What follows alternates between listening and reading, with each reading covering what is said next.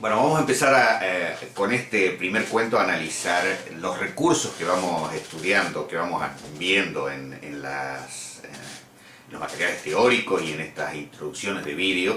Vamos a ir hablando sobre la base de cuentos reales, de cuentos de escritores que saben lo que hacen, que saben utilizar precisamente estos recursos. Ya sé que estamos en una de las primeras sesiones y todavía son pocos los recursos que se han ido trabajando, pero sobre eso vamos a centrarnos más, pero también vamos a ir mostrándoles, vamos a ir descubriendo otras cosas de las cuales también ya en la parte teórica vamos a hablar más profundamente en adelante, porque son muchísimos los recursos.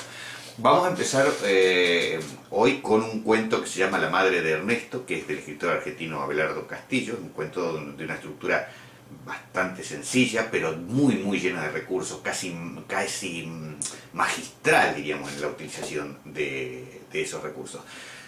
Como el texto ya se los he mandado anteriormente, doy por supuesto que ya no han leído, naturalmente, porque no vamos a leer el cuento todo exhaustivamente desde el principio al final, porque perderíamos un montón de tiempo. Cuento con que ustedes ya lo leyeron y vamos a ir haciendo eje en algunos elementos del cuento. Y si no lo leyeron, entonces, muy simple, hacer una pausa, ponen pausa en el ordenador, lo leen y luego regresamos. Y seguimos.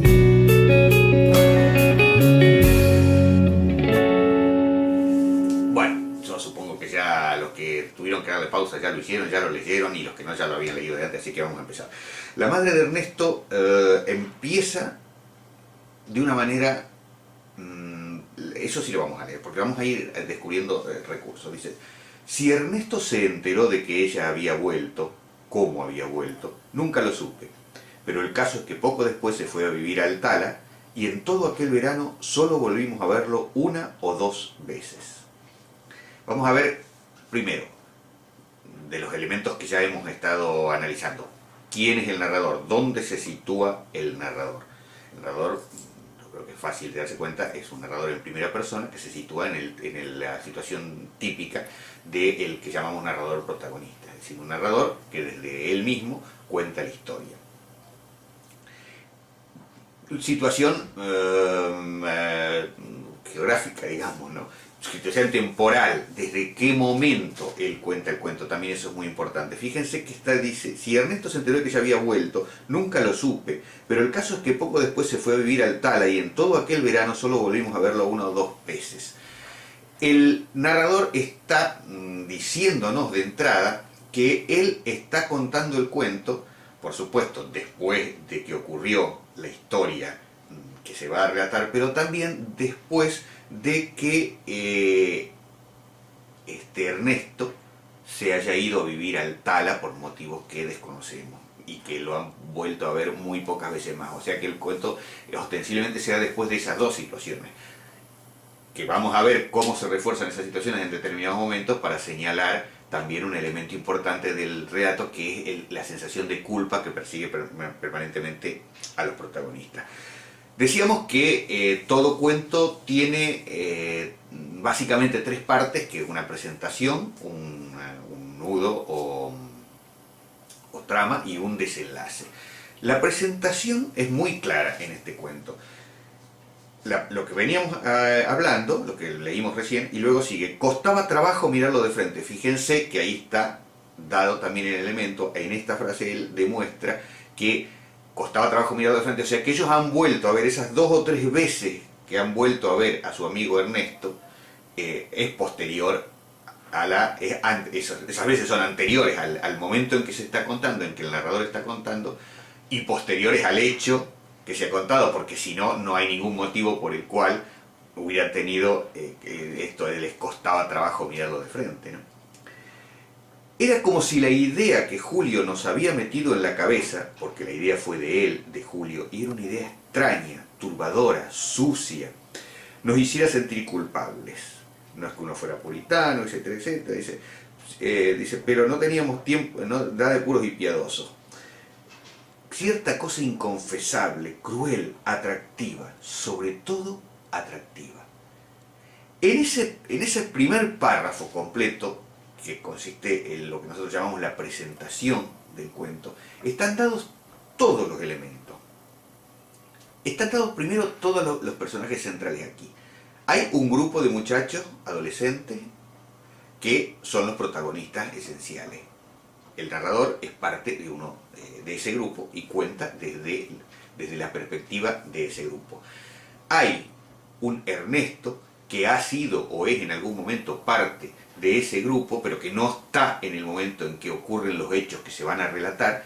Y hay también una madre de Ernesto, que está ahí porque si no, no sabríamos a qué se refieren cuando están, o sea, cuando ella, ¿quién es esa ella que había vuelto y que está produciendo en ellos a través de la idea de Julio, uno de los integrantes del grupo, les está produciendo esa sensación, porque aquí está el otro elemento temático fundamental, les producía cierta cosa inconfesable y cruel, pero sobre todo atractiva. ¿Qué es ese elemento? ¿No? ¿Cómo nos crea? En un solo párrafo nos presenta a todos los personajes, prácticamente a todos los personajes, o a los personajes importantes que van a desarrollar el cuento, y luego nos plantea el tema claramente. Es decir, al margen de la historia que va a contar, como hemos dicho siempre, siempre hay algo más profundo que el tema. ¿Cuál es el tema o los temas que en este caso plantea Abelardo Castillo, o sea, a través del narrador?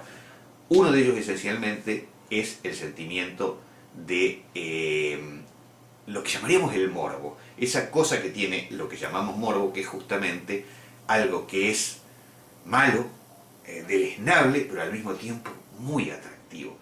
Esa es la base temática del cuento.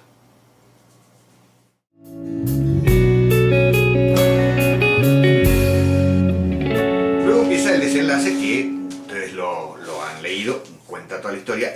Interesante, vamos a ir recalcando algunos detalles dentro de ese desenlace, que es la historia misma, donde van apareciendo los sentimientos encontrados de esos chicos, la atracción justamente y la repulsión al mismo tiempo por el hecho de estar tratando de, se trata, ya lo ven ustedes, se trata de que quieren ir a utilizar los servicios de una prostituta que traen al pueblo, que es la madre de su amigo Ernesto, al que ellos recuerdan de cuando iban a jugar a la casa de él, de que les servía, y empiezan a recordar sobre todo esos aspectos más eróticos, más sugerentes que tenía la madre. Van reforzando ese lado, y al mismo tiempo vamos a ir viendo también cómo ellos ese sentimiento de culpa, con una actitud típicamente adolescente, la tienen que ocultar, o a través de la prepotencia, o a través de la broma permanentemente, de reírse de las cosas, ¿no? Como pasa en los velorios, ¿no? Que la muerte es una cosa tan seria que en general la gente cuenta chistes y se ríe, porque claro, no se puede enfrentar tan directamente al vacío ese de su propia sensación. Bueno, en este caso también los chicos no se animan a enfrentarse a su propia culpabilidad, a su propio miedo de afrontar la situación, entonces se van por la prepotencia, el chiste, en fin, eso lo ven ustedes en todo.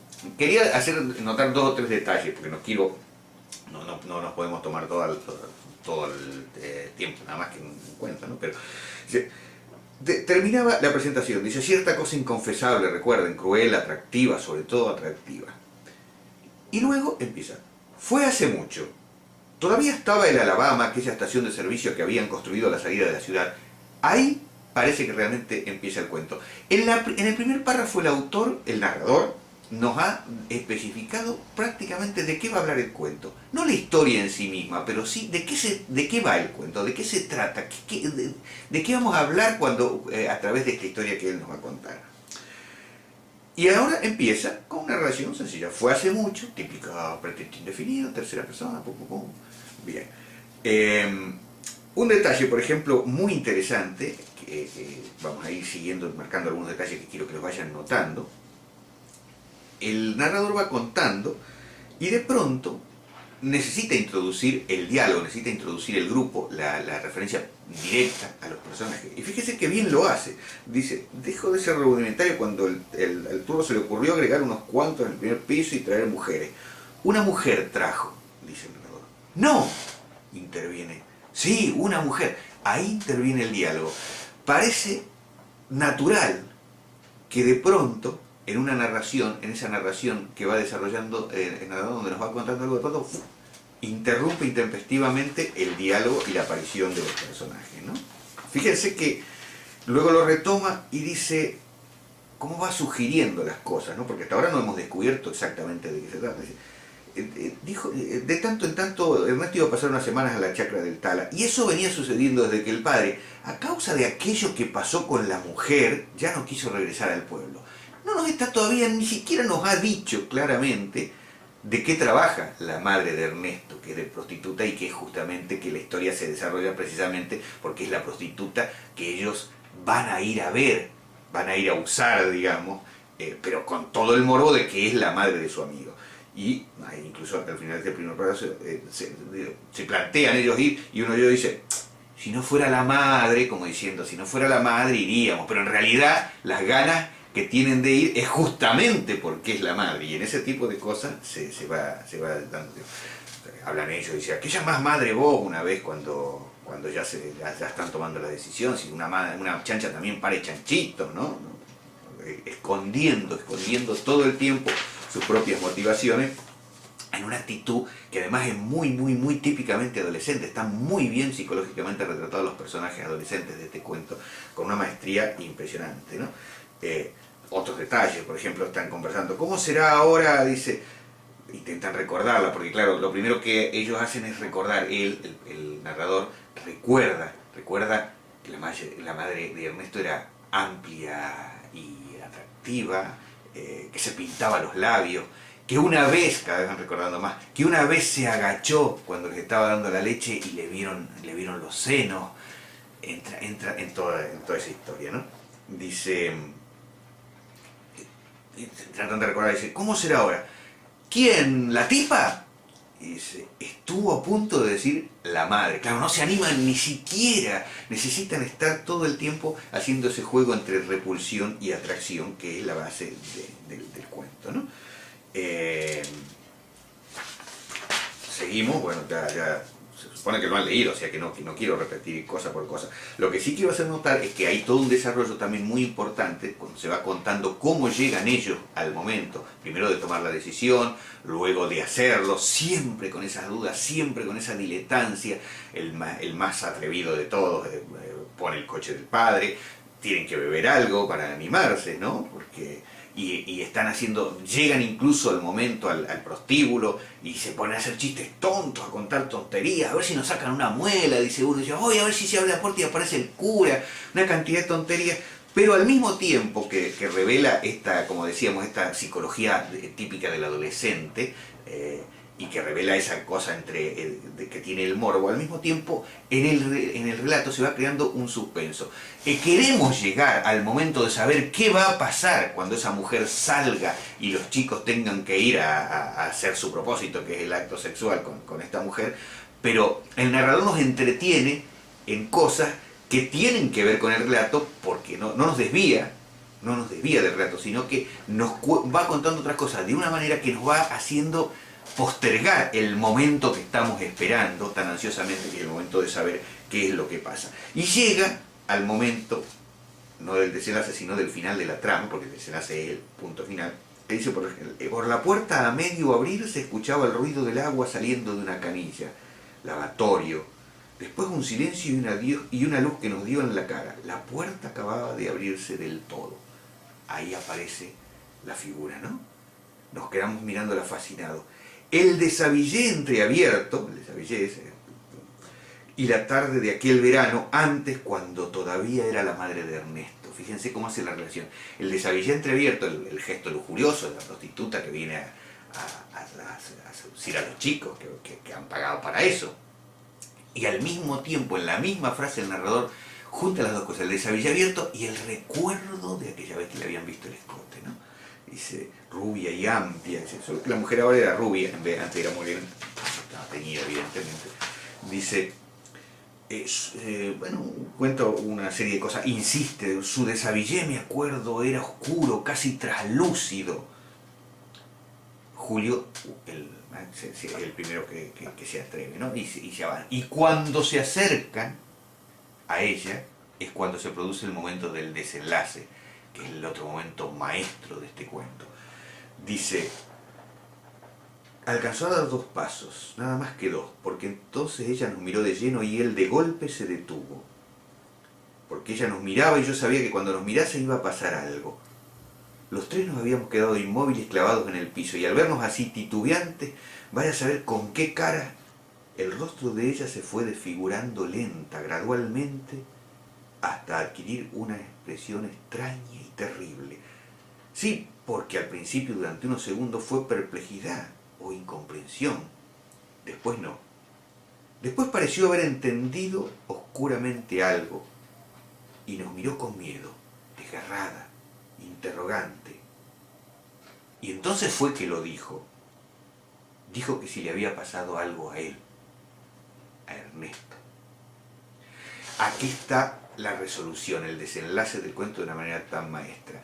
Cuando todo el cuento viene lanzado hacia el momento que estamos esperando, que es qué va a pasar efectivamente con esos chicos, esos adolescentes que oscilaron todo el tiempo entre el temor y la atracción, entre la repulsión y la atracción de lo que iban a hacer, cambia el eje, pasa el protagonismo a la madre de Ernesto, que cuando ve a los chicos que son los amigos de su hijo, no piensa que vienen porque quieren acostarse con ella, piensa que vienen a contarle que algo malo tiene que haberle pasado a su hijo, por eso están allí.